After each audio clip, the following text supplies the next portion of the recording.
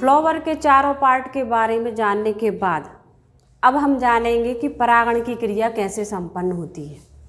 तो परागण की क्रिया संपन्न करने के लिए हमें एक चित्र का सहारा लेना पड़ेगा। इससे पहले हमने पुष्प में क्या देखा कि किसी पुष्प में दोनों भाग एक साथ होते हैं, यानी पुमंग भी होता है और जायांग भी होता है, और किसी फ्लावर में सिर्फ एक ही पार्ट होता है, यानी अलग अलग, जिसमें एक मेल फ्लावर अलग होगा, फीमेल फ्लावर अलग होगा।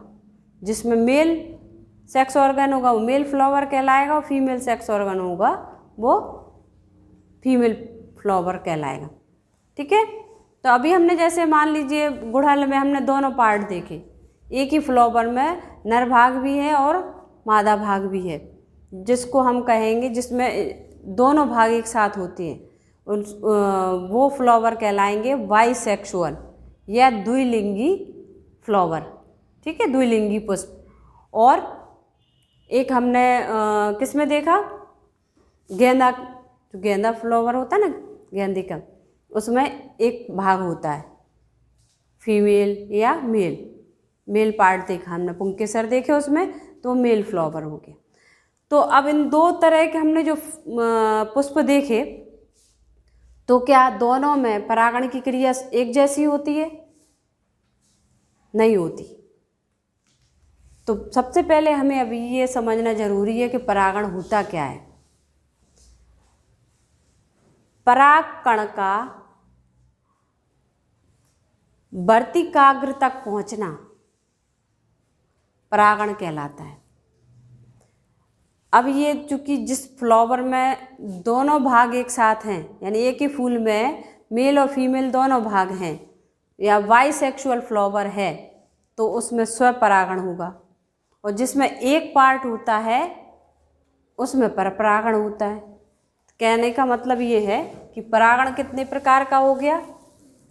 दो प्रकार का। एक हो गया स्वपरागण, दूसरा हो गया परपरागण। ठीक है। स्वपरागण में क्या होता है कि एक ही फ्लावर के परागकण उसी फ्लावर की वर्तिकाग्र तक पहुंचना स्वपरागण कहलाएगा। ठीक है। और दूसरा क्या है? परपरागण।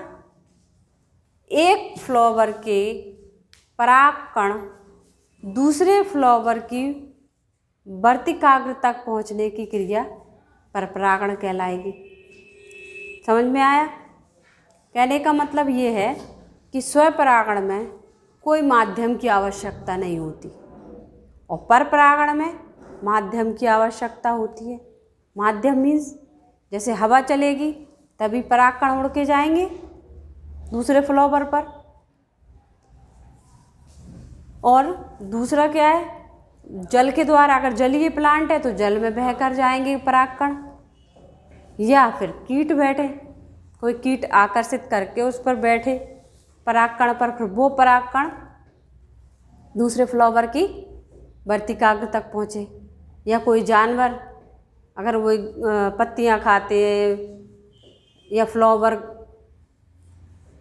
से टच हो जाते हैं या खाते हैं, जो भी करते हैं, तो उनके मुंह से, जैसे अब उनने एक को खाया दूसरे पर पहुँचे, तो जैसे ही मुंह लगाया टच हो गया, उससे परागकण दूसरे फ्लावर पर पहुँच गए। तो कहने का मतलब ये है कि परपरागण में माध्यम की आवश्यकता होती है। एक बात। अब स्वपरागण में क्या होता है? क्योंकि एक ही फ्लावर के परागकण और उसी फ्लावर के वर्तिकाग्र पर जा रहा है, तो इस प्रकार का फ्लावर कैसा होगा? जैसा है वैसा ही होगा कि अलग होगा? और परपरागण में क्या, एक फूल के परागकण दूसरे फूल की वर्तिकाग्र तक जा रहे हैं। अब उसमें जीव है, हवा है, जल है, ये पहचानते तो है नहीं कि भाई ये इस फ्लावर के हैं तो इसी फ्लावर पर पहुंचना चाहिए, ऐसा तो नहीं है। एक फूल के परागकण दूसरे कोई से भी फूल पर जा सकते हैं, तो उससे क्या हो, विभिन्नता पैदा होगी कि नहीं? यानी परपरागण में जो जनरेशन होगी वो कैसी होगी? भिन्न होगी। भिन्न प्रकार के गुण होंगे। और स्वपरागण में कैसे होते हैं? एक जैसे गुण होते हैं, सेम होते हैं, बदलते नहीं हैं, क्योंकि उसी फूल की वर्तिकाग्र तक पहुँच रहे हैं। अब इसमें क्या है, गुणों में कोई परिवर्तन नहीं होता स्वपरागण में, और परपरागण में भिन्नता हो जाती है, गुण बदल जाते हैं। इस फूल के अलग गुण है, इसके अलग है। आप लोगों ने देखे होंगे आजकल अपन ने बहुत से हाइब्रिड प्लांट, फ्लावर, जासवन पहले ये रेड कलर का ही होता था, अब कई कलर के होने लगे। तो उसका रीज़न क्या है? हाइब्रिड होना। हाइब्रिड मतलब अलग कलर, वो हाइब्रिडाइजेशन हो जाना, ठीक है, परागण हो जाना। तो अब आपने परागण क्या होता है, कितने प्रकार के होते हैं, उन दोनों में अंतर क्या होता है, समझ लिया? आ गया समझ में? ठीक है। अब कैसे होता है वो इस फूल के माध्यम से हम देखेंगे। इसमें क्या होता है, जैसे मान लीजिए ये फीमेल पार्ट है इसका, ये क्या है? वर्तिकाग्र। ये क्या है? वर्तिकाग्र, स्टिग्मा। और ये स्टाइल वर्तिका, ठीक। और ये है अंडाशय।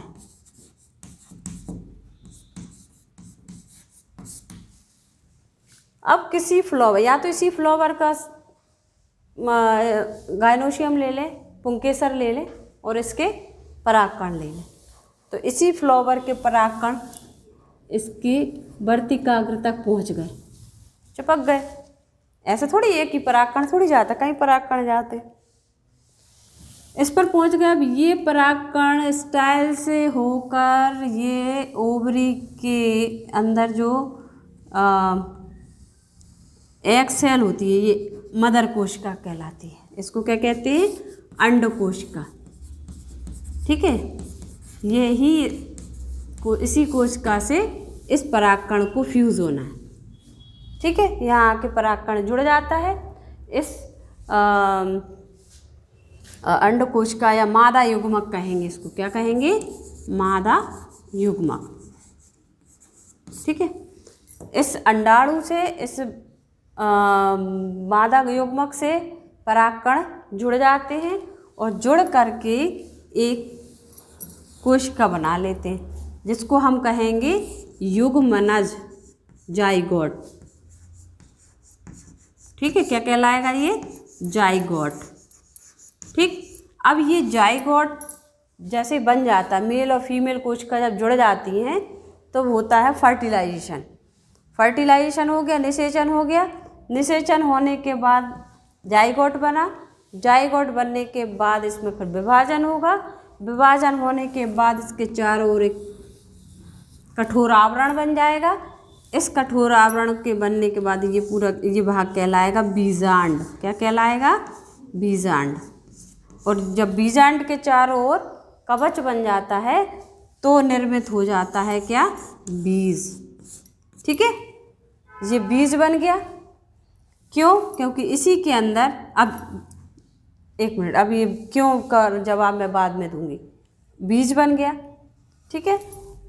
जैसे ही ये बीज बनता है वैसे ही ये अंडाशय जो है ये फल में परिवर्तित हो जाता है। तो आपने क्या जाना? अंडाशय से फल बनता है, बीजांड से बीज बनता है, ठीक है। अब इस बीज का काम क्या होता है? नए पौधे को जन्म कौन देगा? फल देगा कि बीज देगा? बीज देगा ना। अब बीज क्यों देगा? क्योंकि बीज के अंदर ही तो भ्रूण स्थित है। भ्रूण, भ्रूण मतलब ये जो मादा युग्मक और ये परागकण ये आपस में जुड़े है ना, और विभाजन हुआ। विभाजन के बाद फिर बनता है भ्रूण, और भ्रूण किस में रहता है? बीज में। अब इसीलिए इस बीज से बनेगा नया पौधा, ठीक है। इतना समझ में आ गया? ओ बिल्कुल। अब कैसे बनता है? जैसे मान लीजिए हमने एक चने का चना लिया, चना बीज होता है, हमने फुला दिया, पानी में डाल दिया, तो फूलेगा। और फूलने के बाद आपने क्या देखा, उसमें एक वाइट कलर की 2 रेशे से संरचना निकलती है। आपने अंकुरित किया कभी? इस क्रिया को हम अंकुरण कहते हैं। वो अंकुरित होने पर 2 संरचना दिखती है उसमें वाइट कलर की। कैसी? जैसे मान लीजिए ये चना है, चना जैसे बन गया चना। अब इसमें से 2 तरह, एक ऐसी संरचना निकलेगी और एक ऐसी निकलेगी अंकुरण के बाद। एक ऊपर की ओर जाती है और एक नीचे की। जो ऊपर की ओर जाती है उसको हम कहते हैं प्रांकुर, प्रांकुर या प्लूम्यूल, प्लूम्यूल। ठीक है, इसको बोलेंगे मूलांकुर या रेडिकल। ठीक, इस प्रांकुर से बनेगा क्या? ऊपर का पार्ट यानी तना, स्टेम। ठीक है, इससे बनेगा स्टेम। और रेडिकल से क्या बनेगा? जड़। ठीक है, इसको हम रूट कहते हैं। कंप्लीट प्लांट हो गया। अब हमने पूरे प्लांट के बारे में जानकारी प्राप्त कर ली। फूल का कौन सा भाग, कितने भाग होते हैं, क्या काम है, परागण कैसे होता है, दोनों के प्रकार पढ़ लिए, और ये कैसे परागण के बाद कैसे बीज फल बनते, इन सब के बारे में जानकारी प्राप्त कर ली।